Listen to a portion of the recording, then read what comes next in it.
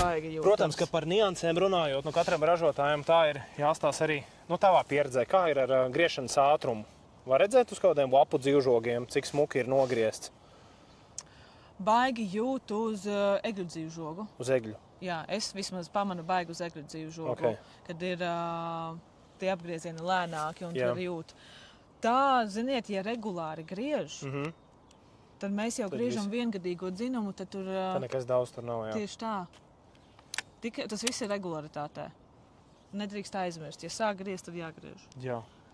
Nu labi, un par izvēli. Tātad, nu, standartā viņas ir šādas te rokās turamās ar regulējumu, kam jau ir labāks ir regulējums rokturis, lai būtu ergonomiskāk strādāt. Man pašam personīgi, nu, pie visām tām vajadzībām, kas ir man, kad ir tas dzīvžogs aptuveni 2,5 metri, es esmu atklājis, ka šis te modelis ir tā kā universāls, ir salīdzinoši labs tas izsvarojums un arī ērti ir to, nu, tā kā tēmēt magā neprofesionālim.